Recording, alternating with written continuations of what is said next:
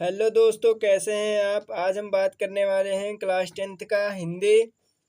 जो हिंदी में हम बताएंगे आपको मोस्ट इम्पोर्टेंट टॉपिक्स। हम इसमें सिर्फ मोस्ट इम्पोर्टेंट टॉपिक्स के बारे में बात करेंगे जो हमारे पेपर के लिए बहुत ही इम्पोर्टेंट होगा।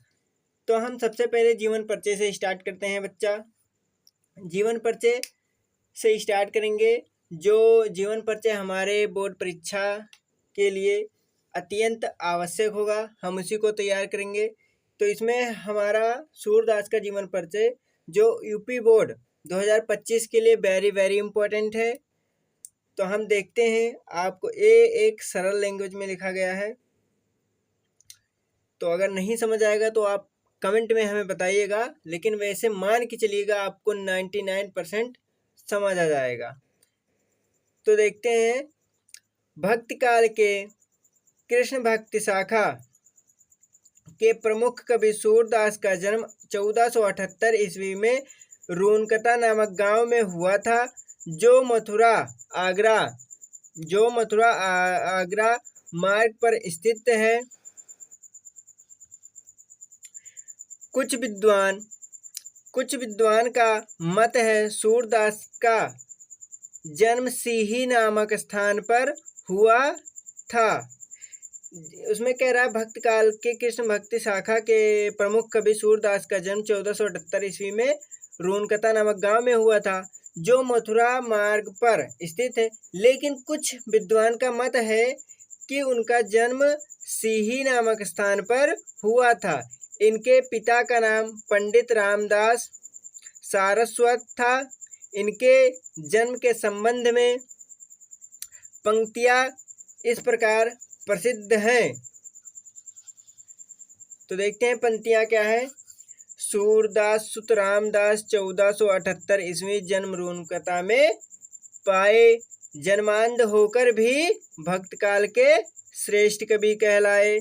सूरदास मतलब इसके कहने का मतलब है सूरदास के पिता का नाम क्या था, रामदास। जो रामदास सूरदास का जन्म 1478 ईस्वी कहाँ, रूनकता में हुआ था। जन्मांध होकर भी भक्त काल के ये श्रेष्ठ कवि कहलाए। सूरदास जन्मांध थे, उसको लेकर विद्वानों में मतभेद है, क्योंकि बाल मनोवृत्तियों का जैसा सुंदर वर्णन सूरदास ने किया है, वह किसी जन्मांध के लिए संभव नहीं है। इसलिए वे बाद में अंधे हुए होंगे। मतलब विद्वानों का मानना है कि सूरदास जी ने बाल मनोवृत्तियों का जैसा सुंदर वर्णन किया है, वैसा कोई जन्मांध व्यक्ति कर ही नहीं सकता, इसलिए वे बाद में अंधे हुए होंगे। सूरदास के गुरु का नाम वल्लभाचार्य था। क्या था, वल्लभाचार्य था। उन्हें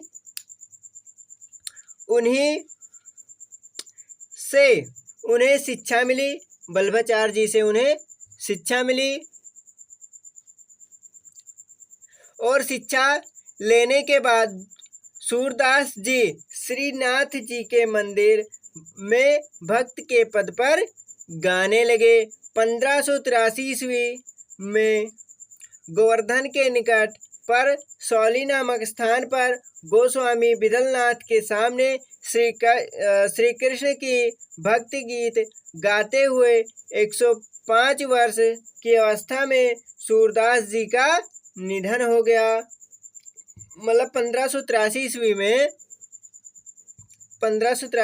में गोवर्धन के निकट पर सौली नामक स्थान पर गोस्वामी विदलनाथ के सामने श्री कृष्ण की भक्ति गीत गाते हुए 105 वर्ष की अवस्था में सूरदास जी का निधन हो गया। अर्थात वे भगवान को प्यारे हो गए।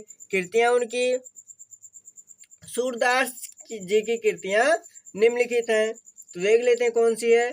सूरसागर है, सूरसरा वाली, साहित्य लहरी। कौन सी है कृतियां, सूरसागर, सूरसरा वाली और साहित्य लहरी। अगर हमारी वीडियो अच्छी लगी हो तो आप इसे ज़्यादा से ज़्यादा शेयर कीजिए और कमेंट कीजिए। अगर इसमें कुछ मिस्टेक मिला हो तो आप लोग हमारी कमी और जो हम लिखे हैं, जिस प्रकार हम मतलब सूरदास जी का जीवन परिचय लिखे हैं, उसमें कोई कमी दिखे तो आप लोग कमेंट में ज़रूर बताइए। तब तक के लिए धन्यवाद।